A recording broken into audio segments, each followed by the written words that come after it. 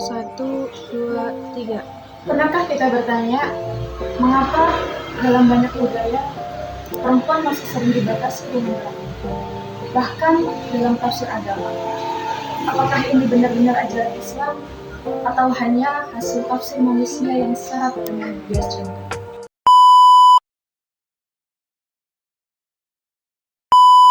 Dalam sejarah, Islam datang membawa keadilan.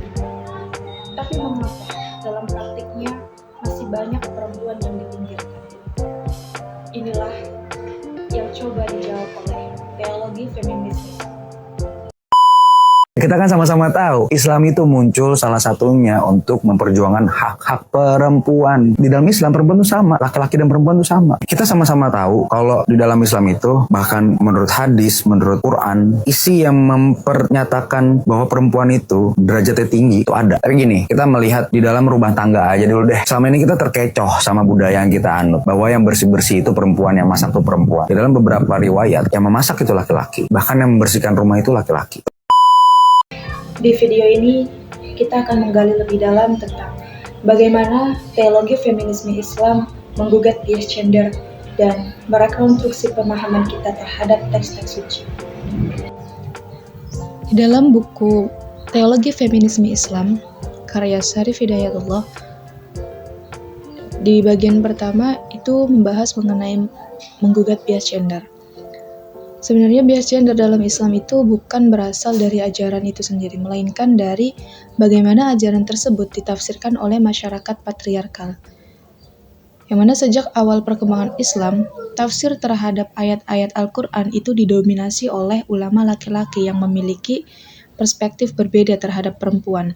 Oleh karena itu, banyak hukum dan norma yang berkembang lebih menguntungkan laki-laki dibanding perempuan. Contohnya adalah konsep kepemimpinan dalam rumah tangga yang sering dipahami sebagai dominasi laki-laki atas perempuan. Padahal secara esensial Islam itu menekankan hubungan yang berbasis keadilan dan keseimbangan. Dalam banyak tafsir klasik, perempuan seringkali digambarkan sebagai makhluk yang lebih emosional, kurang rasional, dan membutuhkan bimbingan laki-laki. Salah satu hadis yang sering dikutip itu menyatakan bahwa perempuan kurang akal dan agama karena mengalami menstruasi. Namun, perspektif feminisme Islam menentang interpretasi ini dengan mengajak kita untuk memahami konteks hadis tersebut.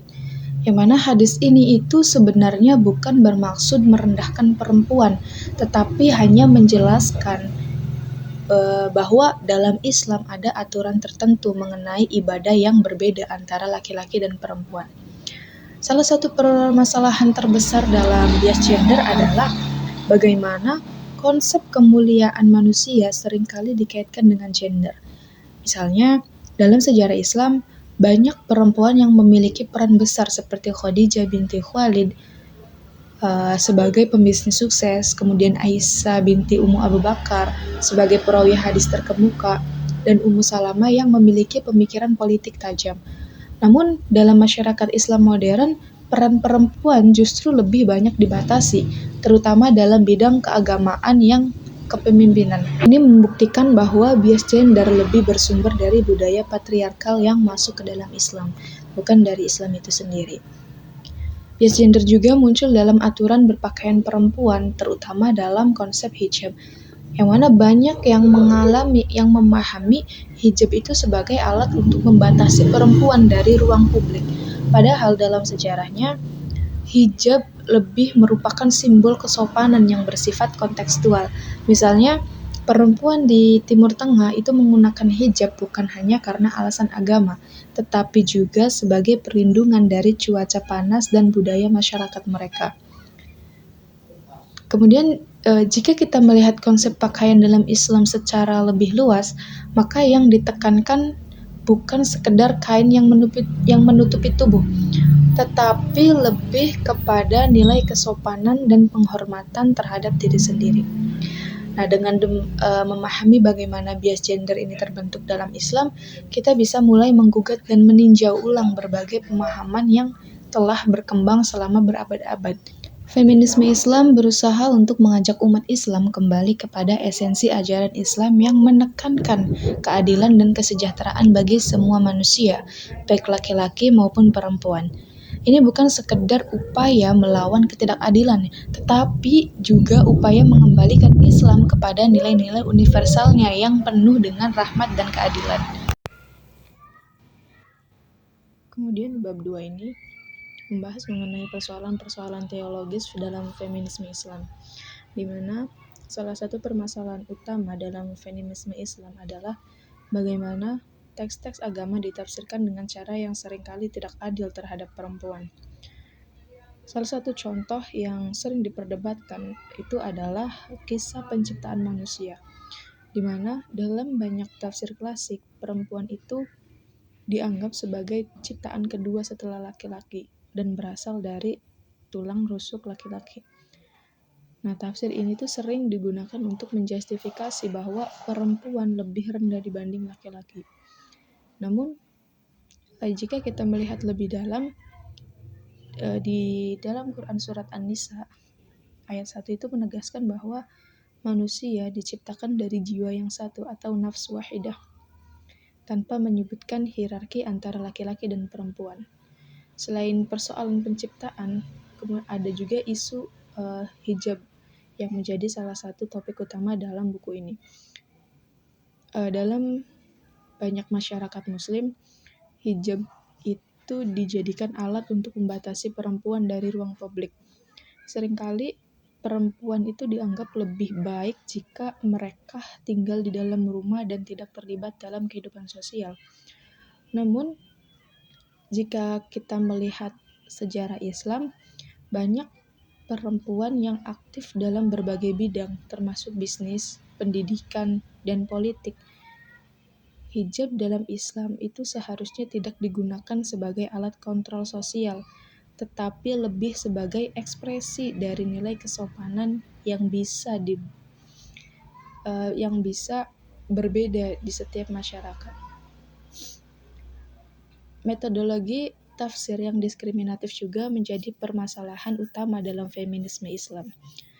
Banyak ayat yang terkait dengan perempuan itu sering ditafsirkan tanpa mempertimbangkan konteks sosial dan sejarahnya. Misalnya, ayat tentang poligami yang sering dianggap sebagai izin mutlak bagi laki-laki untuk menikah lebih dari satu. Padahal, dalam konteks turunnya ayat tersebut, poligami itu justru merupakan bentuk perlindungan bagi perempuan yatim yang tidak memiliki perlindungan sosial. Oleh karena itu, tafsir yang lebih kontekstual dan berorientasi pada keadilan itu menjadi sangat penting dalam feminisme Islam. Kemudian isu lain yang sering diperbincangkan juga adalah hak waris. Dalam hukum Islam tradisional, perempuan menerima setengah dari bagian laki-laki. Namun dalam banyak kasus, ini tuh disebabkan oleh tanggung jawab finansial laki-laki yang lebih besar dalam masyarakat pada masa itu. Jadi jika kita melihat kondisi sosial saat ini, di mana banyak perempuan juga bekerja dan berkontribusi secara ekonomi, maka pembagian warisan yang lebih adil itu bisa dipertimbangkan dalam konteks modern. Feminisme Islam juga tidak menolak ajaran Islam, tetapi berusaha untuk memahami ajaran Islam dengan lebih mendalam dan kontekstual.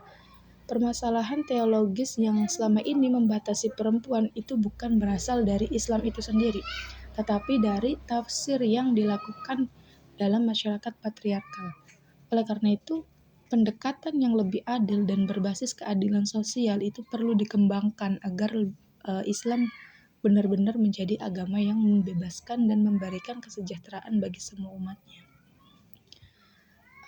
Kemudian itu yang ada di pembahasan di bab 2. Kemudian di bab 3 itu membahas mengenai konsepsi teologis feminisme Islam, di mana konsepsi teologis feminisme Islam itu muncul sebagai respons terhadap pemahaman teologi yang selama ini dianggap tidak adil terhadap perempuan. Selama berabad-abad, banyak doktrin teologi dalam Islam yang lebih fokus pada hubungan manusia dengan Tuhan, atau hablum minallah tanpa mempertimbangkan aspek hubungan sosial antara manusia atau hablum minannas. Nah, di sini itu feminisme Islam itu menyoroti bahwa keadilan gender merupakan bagian dari ajaran Islam yang menekankan keadilan universal.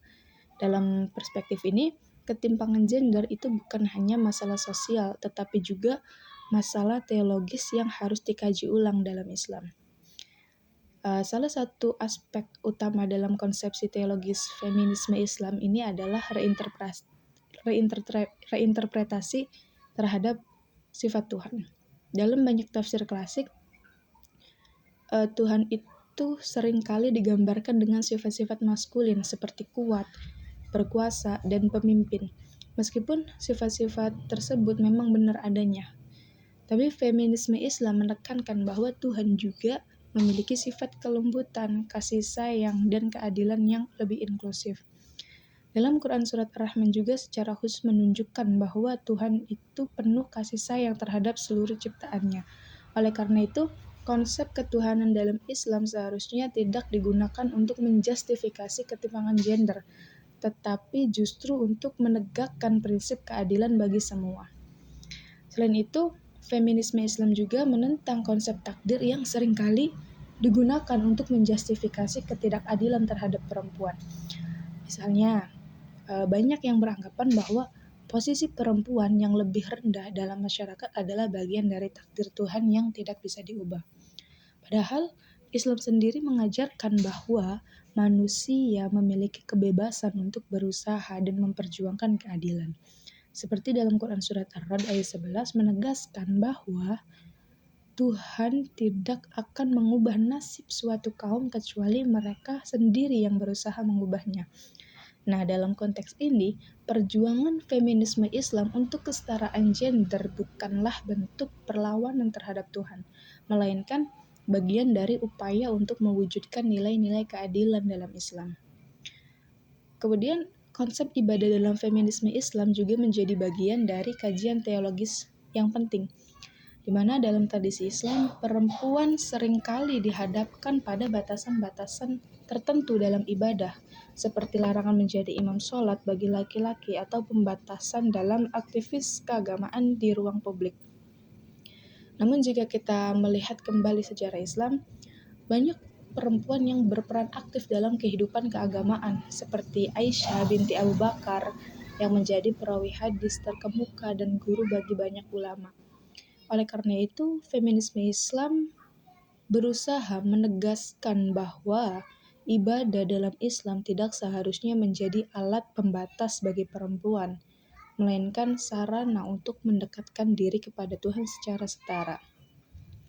Dengan memahami konsep teologis feminisme Islam ini, kita dapat melihat bahwa perjuangan feminisme dalam Islam bukanlah upaya untuk menentang ajaran agama, melainkan untuk mengembalikan Islam kepada esensi keadilannya. Feminisme Islam juga bukan sekedar gerakan sosial, tetapi juga bagian dari reformasi teologis yang bertujuan untuk menciptakan pemahaman Islam yang lebih adil dan inklusif bagi semua manusia, tanpa memandang jenis kelamin mereka.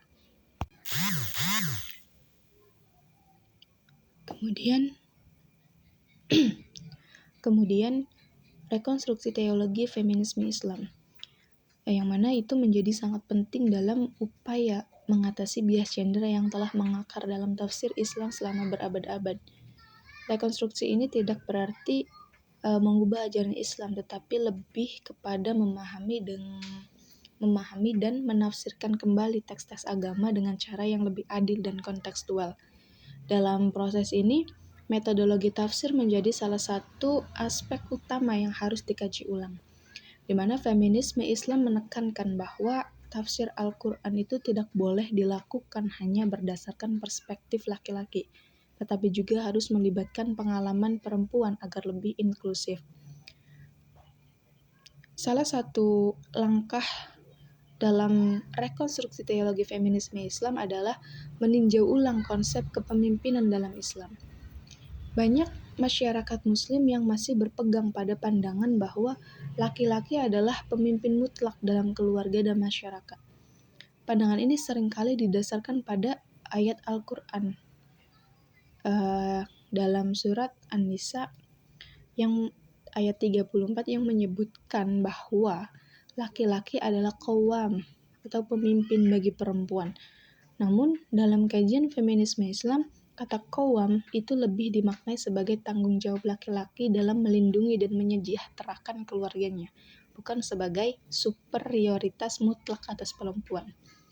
Selain itu, rekonstruksi teologi feminisme Islam juga berfokus pada kesetaraan dalam hak dan kewajiban, di mana dalam banyak tafsir klasik, perempuan seringkali diberikan lebih banyak batasan dibanding laki-laki, baik dalam aspek sosial, ekonomi, maupun politik. Namun, jika kita melihat sejarah Islam, perempuan sebenarnya memiliki peran yang sangat besar dalam berbagai bidang.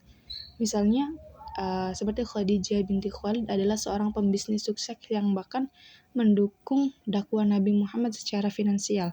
Oleh karena itu, rekonstruksi teologi feminisme Islam menekankan bahwa Islam seharusnya tidak membatasi perempuan, tetapi justru memberikan mereka ruang untuk berkembang sesuai dengan potensinya. Nah, metode pembacaan kontekstual terhadap teks-teks agama juga menjadi bagian penting dalam konteks ini. Banyak ayat Al-Quran yang turun dalam konteks tertentu dan tidak selalu bisa diterapkan secara literal dan kehidupan modern. Misalnya, seperti aturan tentang pakaian perempuan dalam Islam harus dipahami dalam konteks sosial dan budaya masyarakat setempat. Islam mengajarkan kesopanan dalam berpakaian, tetapi bentuk kesopanan itu bisa berbeda-beda di setiap budaya. Oleh karena itu, feminisme Islam berusaha untuk memahami ajaran Islam dengan cara yang lebih fleksibel dan sesuai dengan perkembangan zaman. Nah, dengan melakukan rekonstruksi teologi feminisme Islam, umat Islam itu dapat membangun pemahaman yang lebih adil dan humanis terhadap perempuan. Islam seharusnya tidak menjadi alat untuk menekan perempuan, tetapi justru menjadi sumber inspirasi bagi perjuangan kesetaraan gender. Dalam konteks ini, feminisme Islam bukan hanya berbicara tentang hak-hak perempuan, tetapi juga tentang bagaimana Islam bisa menjadi agama yang benar-benar mewujudkan keadilan bagi seluruh umat perempuan. Nah, untuk di bab 5 itu penutup. Jadi keseluruhan pembahasan dalam buku ini tuh ya menegaskan bahwa feminisme Islam bukanlah gerakan yang bertentangan dengan ajaran Islam, tapi melainkan upaya untuk menegakkan keadilan dalam pemahaman agama. Bias gender dalam Islam bukan berasal dari ajarannya, tetapi dari bagaimana ajaran tersebut ditafsirkan dalam konteks masyarakat patriarkal. Oleh karena itu, kajian feminisme Islam ini sangat penting untuk memahami kembali Islam dengan cara yang lebih adil dan inklusif.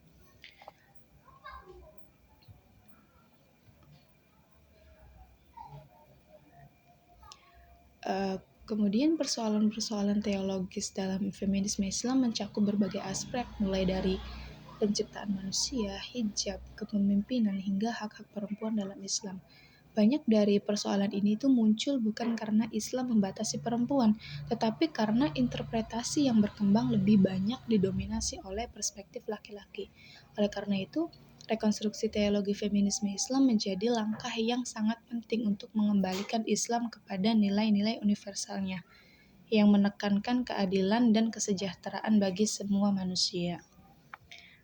Nah, dengan demikian feminisme Islam itu bukan hanya sebuah gerakan sosial, tetapi juga bagian dari upaya reformasi teologis yang bertujuan untuk menciptakan pemahaman Islam yang lebih inklusif dan sesuai dengan nilai-nilai keadilan. Islam adalah agama yang membawa rahmat bagi seluruh alam, dan feminisme Islam adalah bagian dari upaya untuk mewujudkan rahmat tersebut dalam kehidupan nyata.